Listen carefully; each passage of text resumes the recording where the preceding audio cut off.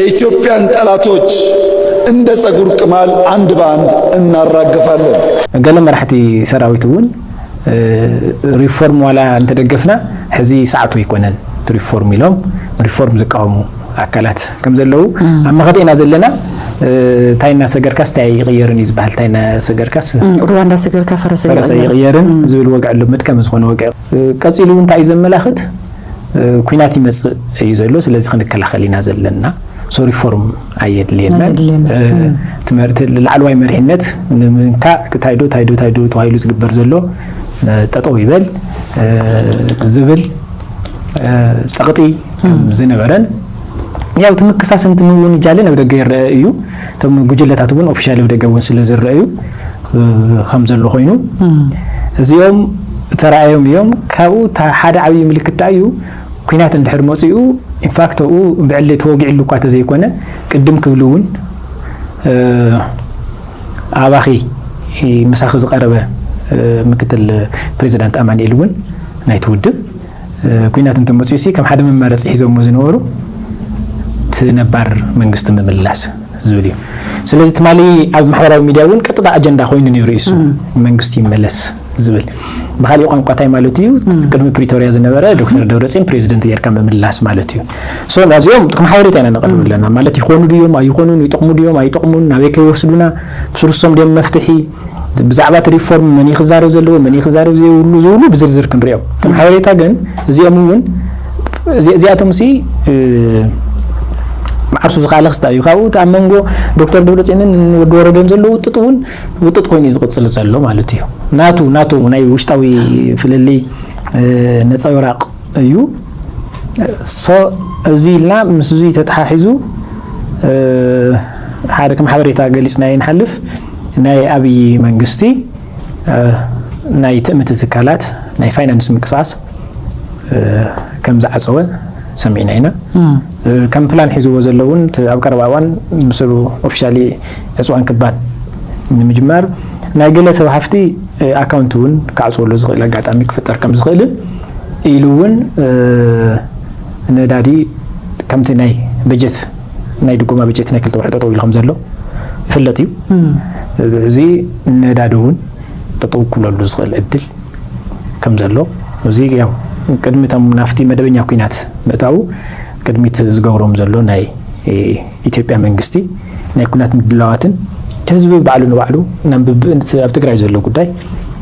እንኸበታተንን ገለን ምግባርን ዝግበሩ ዘለው ምንቅስቃሳት ኦፊሻል ጀም በኦፊሻል ስለዝኾኑ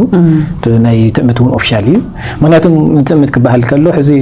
ዕልል ገለ መለ ዝብል ተጋራዋይ ትርኢኻ በሰላልፍ አንጻር ክኾን ይኽእል እዩ ሓቅን ተርኢና ግን በጣም ብዙሕ ህዝቡን ብዙም ማሕደር ህዝብ አለው ኦቨርኦል ብስሩ ናይ አብይ መንግስት ዝገብሮ ውሳነ ትክክል ከም ዘይኮነ ፍሉጥ እዩ ፖሊሲው ህዝቡን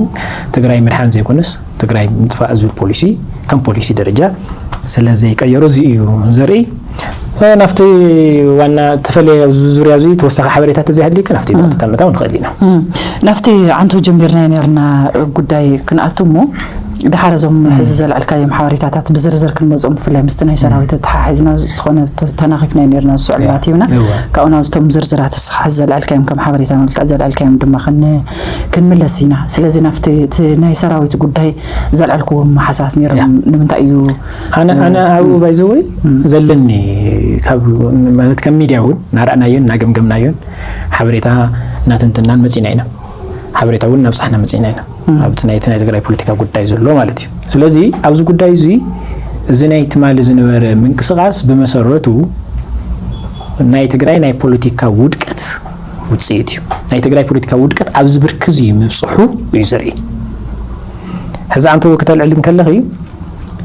ንኣብነት ሕዚ ትግራይ በመሰረቱ ናይ ሰራዊት ሕቶ ይኹን ናይ ህዝቢ ትግራይ ሕቶ ክምልስ ዝኽእል መንግስታዊ ይኹን ውድባዊ አወዳድባ የለን እዚ ክሽከም ዝኽእል መንግስታዊ ውዳበውን ይብልና ፖለቲካዊ ውዳበውን ይብልና ካኡ እዚ ዘይብልና እናሃለወ ተወሳኺ ናይ ደጋ ኃይልታት ድማ ንዚ ኩነታት እዚ ዝሙዝሙዝ ድማ ኣብ ዙርያና ኣሎ ሶ ኣብ ትግራይ ዝፍጠሩ ዘለዉ መሰረታዊ ፀገማት መጀመርያ ተጋሩ ናይ ተጋሩ በዋናነት ናይ ህወሓት መሪሕነት ናይ ግዚያዊ ምሕዳር መሪሕነት ናይ ሰራዊት መሪሕነት ይኺ ቅድሚት ተምፂ ትግራይ ንዝመጽእ ዝኾነ ዓይነት ፖለቲካዊ ክራይሲስ ወሲኽና ሙዚየት ተሓሒዝና እንታይ ክንገብር ንኽእል ኢና ልክዕ ኣብ ትግራይ ነይሮም ኣብ ህወሓት ብዝተፈጠረ ፖለቲካዊ ምፍልላይ ሕዚ ምስ ኣብይ ኣሕመድ ተሰሊፎም ዘለዉ ንጀነራል ጻድቃን እውን ልክዕ ከም ንወዲ ወረደ ከም ንደብረጽዮን ኣብ ናይ ትግራይ ውድቀት ኣብ ሕዚ ዝፍጠር ዘሎ ውሽጢ ትግራይ ፖለቲካዊ ጎንፂ ወሊ ፖለቲካዊ መሳሓብ ናይ ባዕላቶም ግደ ኣለዎ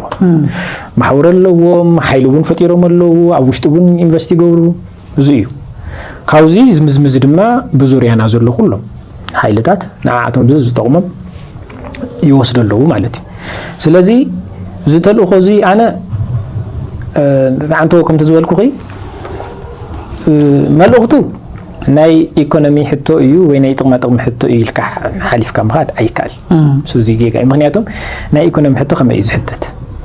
አንተ ወታይ ልክ ነርክ ብመሓውሮም ይልክን ጀነራል ታደሰ ክዛረቦም ይልክን ነው ጀነራል ታደሰ ክዛረቦም ባይውሉ እንድሕር ብትክክለኛ ክነውግዕ ኮይና ኣማኒኤል ይኹን ጀነራል ፍሳውን ክዛረቦም ይውሉ ሕዝኮ ኣዛዚኦም ኣይንሰምዐካን ኢሎም ምክትል ፕሬዚደንት ይኹን ናይ ሰራዊት ኣዛዝ ፀጥታ ሓላፊ እውን ክዛረቦም ከሎ ኣይ ንሕና ንታደሰ ኢና እንደሊ እዚ ዓርሱ ዝኻለ ከቢድ እዩ ብዝሓለፈ እውን ባይዘው እዚ ዝሕጉሶ ሰብ ተሃልዩ ፅባሕ ንጉህ ንዋዕሉ ሳያ ትኸውን እዚ ትክክል ማለት እዚ ታደሰ ትክክል እዩ ታደሰ ትክክል ኣይኮነን ታደሰ ባዕሉ ፀገም ትግራይ እንሕዚ ደብረጽዮን ፀገም ትግራይ ናይ ሰራዊት መራሕቲ እውን ፀገም ትግራይ እዮም ኮይኖም እንየው ሕዚ ግዚያዊ ምሕዳር ፀገም ትግራይ ኮይኑ እኒ ህወሓት መሪሕነት እውን ፀገም ትግራይ ብዋናነት ግን ናይቲ ፍልፍል ውድቀት ናይቲ ኩሉ ፀገም ኣብ ናይ TPLF መሪሕነት እዩ ዝዓልም ካብኡ ዝብገስ ሕዚ ሰሚዕ ክትኮንጊ እቶም ብዝተፈላለየ ሸነኻት ነቲ ኩነታት እናተንተኑ ዕጡቃት መንጀሪኖ ኢሎም ዝገልጹ ነይሮም ህግደፋት እዩ ዝብሉ ነይሮም ብኻሊእ ቋንቋ ድማ ዝኾነ ተልእኾ ዝሓዙ ኣብቲ ሰራዊት እኒአው ኢሎም እውን ናብ ካሊእ እንደገና ክወስዱ ዝምክሩ ነይሮም እዚ ኣነ ትክክል ዝኸውን ዝፀገም እዚ ኣብ ትግራይ ተፈጢሩ ሓላፍነት ዝወስዱ ኣብ ትግራይ ዘሎ ውድብ ኣብ ትግራይ ዘሎ መንግስቲ ኣብ ትግራይ ዘሎ ዕጡቕ ሓይሊ ሰራዊት ናይ ምቁፅፃር ሰራዊት ናይ ስርዓት ናይ ምትሓስ ናይ ሰራዊት ሕቶ ብኣግባቡ ናይ ምምላስ በብብርኩ ዘሎ ናይ ሰራዊት መሪሕነት እዩ ፖለቲካ በአግባቡ መምራሕ 51% ይኮነን ሕዚ ልዕሊ 60% ካቢኔ ተቆጻጺሩ ዘሎ ህወሓት እዩ ስለዚ ከም ፓርቲ ህወሓት ሓላፍነት ዝወስድ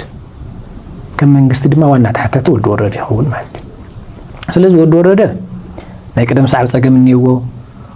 እንታይ ከም ዝደሊ በአግባቡ ምርዳእ ፀጋም ኮይኑ ኣሎ ከምዚኦም ሕቶታት ክመፁ ከለዉ በአግባቡ መፅኡ ክስታይ ይገብርን ዘሎ መልሲ ይህብን ዘሎ ክኾኑ ዝግብኦም ነገራት ቀልጢፍካ ውሳነ ዕሪፍካ ውሽጣዊ ጎንፅታት ክንድምቕናስ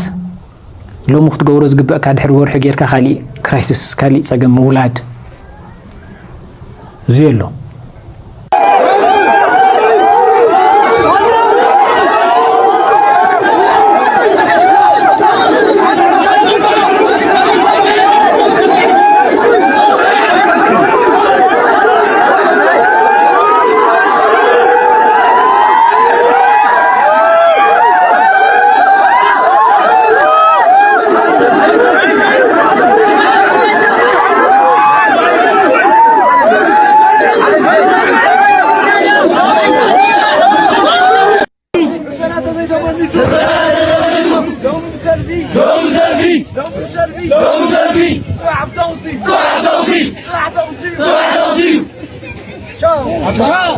የኢትዮጵያን ጠላቶች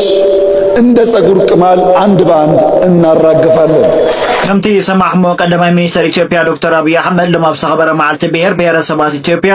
ኣብ ዘስምዕዎ መደረ ናይ ኢትዮጵያ ጸላእቲ ከም ናይ ፀጉሪ ቁማል ሓደ ብሓደ ክነራግፎም ኢና ክብሉ ገሊፆም ኣለዉ